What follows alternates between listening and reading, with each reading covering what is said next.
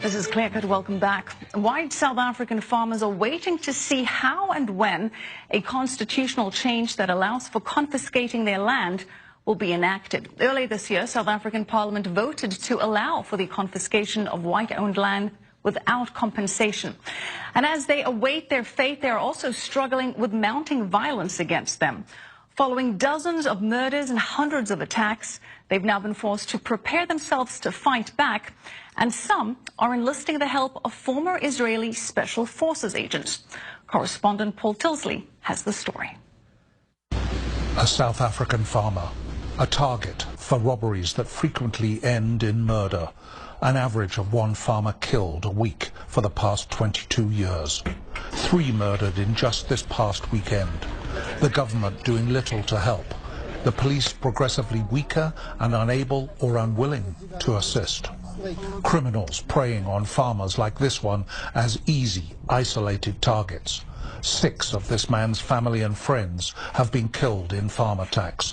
For his own safety, he doesn't want us to give his name or where we found him. My family's been attacked. My father-in-law was killed in the farm, in the house where we're living now. There's lots of incidents here. 2 of my wife's close family. In total, I've lost about six people that I know. Good personal friends and family. Yes, it's hectic. It's not nice. But there's a new man in town, and he's turning the tables on the bad guys. Idan Abelnik is an Israeli ex-Special Forces commando. At a secret, specially adapted location, an hour's drive from Johannesburg, he's brought considerable anti-terrorist skills, honed in Middle East conflicts, here to Africa.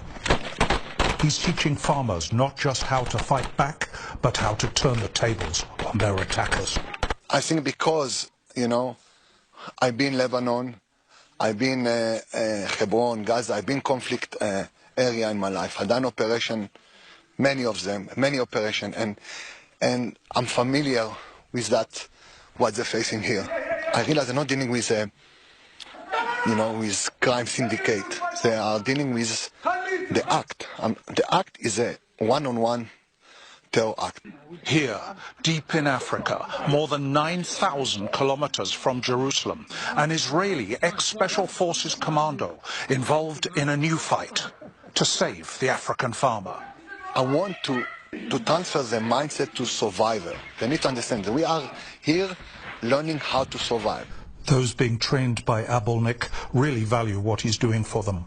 Well, firstly, I feel honored that he came all the way to South Africa to come and teach us his way and the experience he has. He's got passion for all people. I can see it in him. I've known him for quite a while now, and you can see it in him. Whatever he does for people. And he likes to help people. He likes to equip people to help themselves. Where I come from, in Israel, is a country we very much believe in peace. We really want a peace, but we will protect and we fight what is right. And same is here in the farm community. Idan Abelnik, an Israeli trying to save lives in Africa. And correspondent Paul Tilsley joins us now live from Johannesburg, South Africa. Paul, thanks for being with us. A really remarkable story and terrifying for those farmers. But just to be clear, these former Israeli Defense Force trainers, they're acting completely independent of the Israeli government. Is that correct? Absolutely, Michelle. This is a paid-for thing. He doesn't seem to charge Idan very much for his services, but it is a commercial venture. It's nothing to do with the Israeli government. Paul, white South African farmers are fighting these violent attacks as they face land expropriation with no compensation. Earlier this year, the South African Parliament voted to change the constitution and allow for the confiscation of white-owned land without compensation. So where does that stand now?